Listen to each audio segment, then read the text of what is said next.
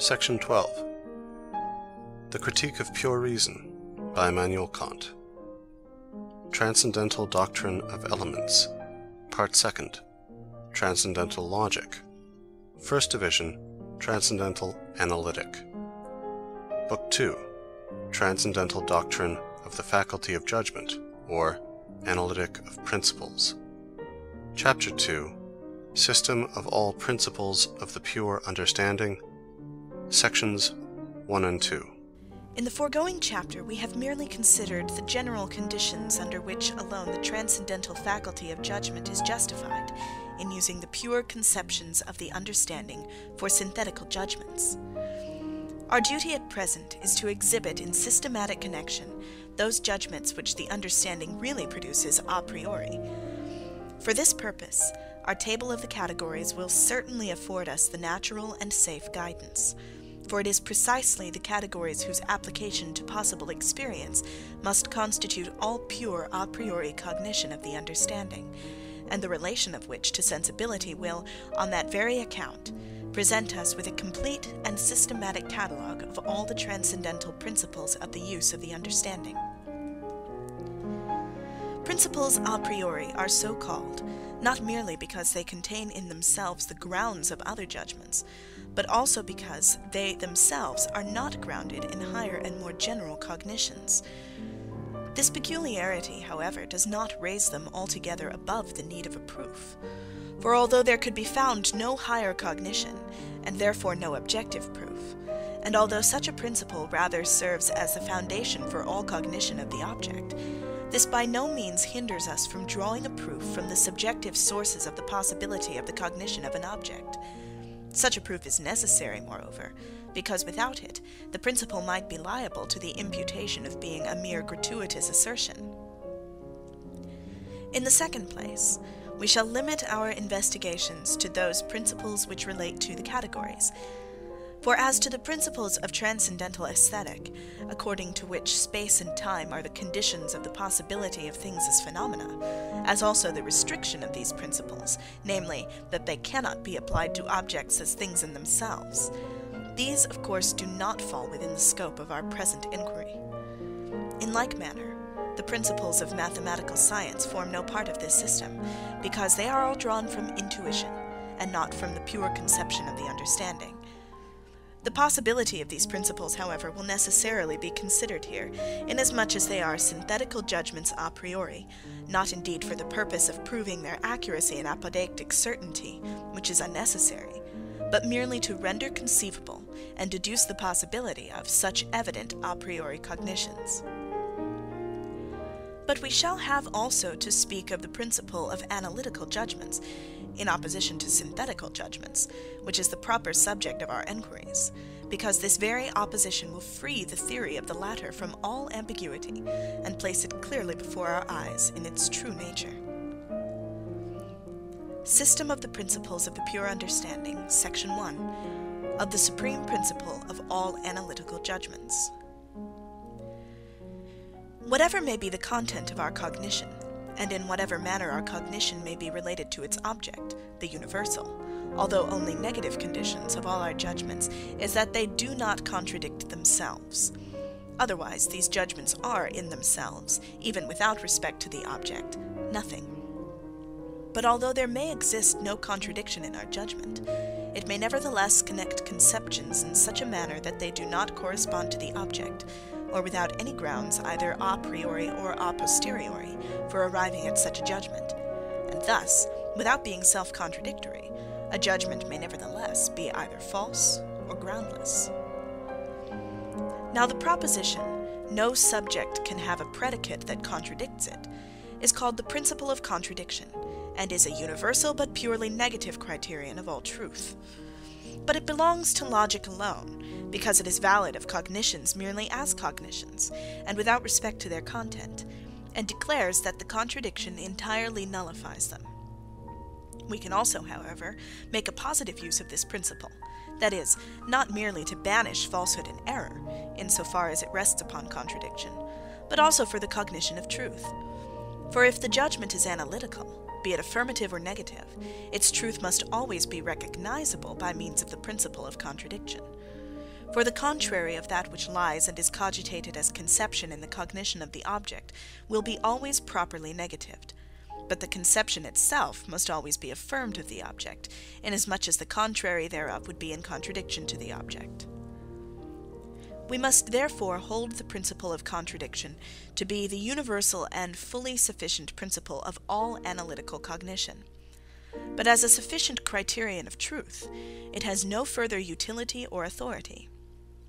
For the fact that no cognition can be at variance with this principle without nullifying itself, constitutes this principle the sine qua non, but not the determining ground, of the truth of our cognition.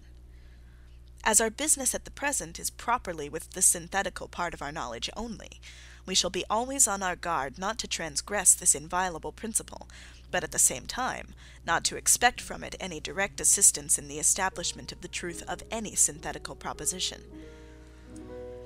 There exists, however, a formula of this celebrated principle, a principle merely formal and entirely without content, which contains a synthesis that has been inadvertently and quite unnecessarily mixed up with it. It is this: it is impossible for a thing to be and not to be at the same time. Not to mention the superfluousness of the addition of the word impossible to indicate the apodictic certainty, which ought to be self-evident from the proposition itself. The proposition is affected by the condition of the time. The proposition is affected by the condition of time, and as it were says, a thing equals A, which is something equals B, cannot at the same time be non-B. But both, B as well as non-B, may quite well exist in succession. For example, a man who is young cannot at the same time be old, but the same man can very well be at one time young and another not young, that is, old. Now the principle of contradiction as a merely logical proposition must not by any means limit its application merely to relations of time, and consequently a formula like the preceding is quite foreign to its true purpose. The misunderstanding arises in this way. We first of all separate a predicate of a thing from the conception of the thing, and afterwards connect with this predicate its opposite, and hence do not establish any contradiction with the subject, but only with its predicate, which has been conjoined with the subject synthetically. A contradiction, moreover, which obtains only when the first and second predicate are affirmed in the same time. If I say, a man who is ignorant is not learned, the condition at the same time must be added, for he who is at one time ignorant may at another be learned. But if I say, no ignorant man is a learned man, the proposition is analytical, because the characteristic ignorance is now a constituent part of the conception of the subject, and in this case the negative proposition is evident immediately from the proposition of contradiction, without the necessity of adding the condition the same time. This is the reason why I have altered the formula of this principle, an alteration which shows very clearly the nature of an analytical proposition. Section 2. Of the supreme principle of all synthetical judgments. The explanation of the possibility of synthetical judgments is a task with which general logic has nothing to do. Indeed, she needs not even be acquainted with its name. But in transcendental logic, it is the most important matter to be dealt with, indeed the only one, if the question is of the possibility of synthetical judgments a priori, the conditions and extent of their validity. For when this question is fully decided, it can reach its aim with perfect ease, the determination, to wit, of the extent and limits of the pure understanding. In an analytical judgment, I do not go beyond the given conception in order to arrive at some decision respecting it. If the judgment is affirmative, I predicate of the conception only that which was already cogitated in it. If negative, I merely exclude from the conception its contrary. But in synthetical judgments, I must go beyond the given conception in order to cogitate, in relation with it, something quite different from that which was cogitated in it, a relation which is consequently never one either of identity or contradiction, and by means of which the truth or error of the judgment cannot be discerned merely from the judgment itself. Granted, then, that we must go out beyond a given conception, in order to compare it synthetically with another, a third thing is necessary, in which alone the synthesis of two conceptions can originate. Now what is this tertium quid that is to be the medium of all synthetical judgments? It is only a complex, in which all our representations are contained, the internal sense, to wit, and its form a priori, time. The synthesis of our representations rests upon the imagination, their synthetical unity, which is requisite to a judgment, upon the unity of apperception. In this, therefore, is to be sought the possibility of synthetical judgments, and as all three contain the sources of a priori representations, the possibility of pure synthetical judgments also. Nay, they are necessary upon these grounds, if we are to possess a knowledge of objects, which rests solely upon the synthesis of representations. If a cognition is to have objective reality, that is, to relate to an object and possess sense and meaning in respect to it, it is necessary that the object be given in some way or another. Without this, our conceptions are empty, and we may indeed have thought by means of them, but by such thinking we have not in fact cognized anything, we have merely played with representation.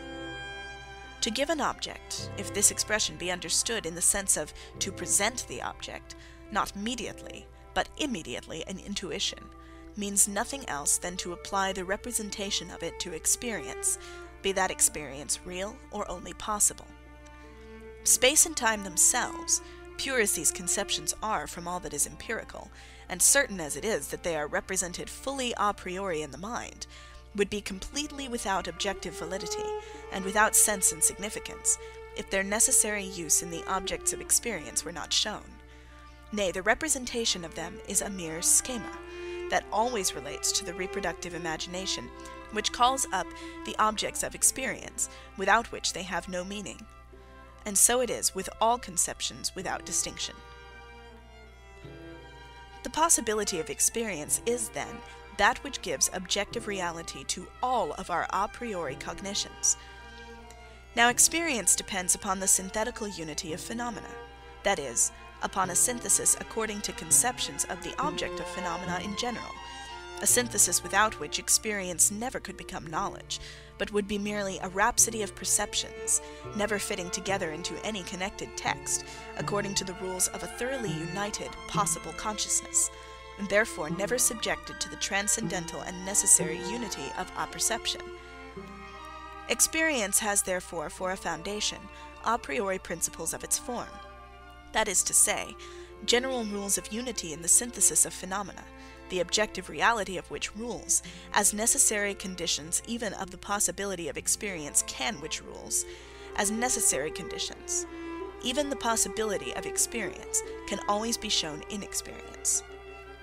But apart from this relation, a priori synthetical propositions are absolutely impossible, because they have no third term, that is, no pure object, in which the synthetical unity can exhibit the objective reality of its conceptions. Although then, respecting space, or the forms which productive imagination describes therein, we do cognize much a priori in synthetical judgments, and are really in no need of experience for this purpose, such knowledge would nevertheless amount to nothing but a busy trifling with a mere chimera, were not space to be considered as the condition of the phenomena which constitute the material of external experience.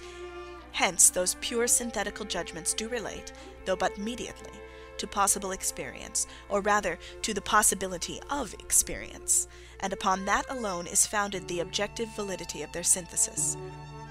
While then, on the one hand, experience, as empirical synthesis, is the only possible mode of cognition which gives reality to all other synthesis, on the other hand, this latter synthesis, as cognition a priori, possesses truth, that is, accordance with its object, only in so far as it contains nothing more than what is necessary to the synthetical unity of experience. Accordingly, the supreme principle of all synthetical judgments is, every object is subject to the necessary conditions of the synthetical unity of the manifold of intuition in a possible experience.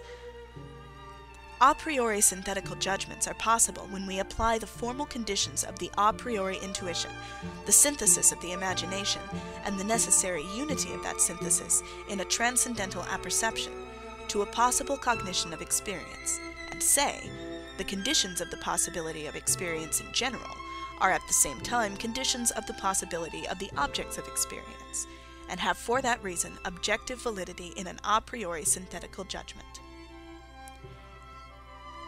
End of section 12.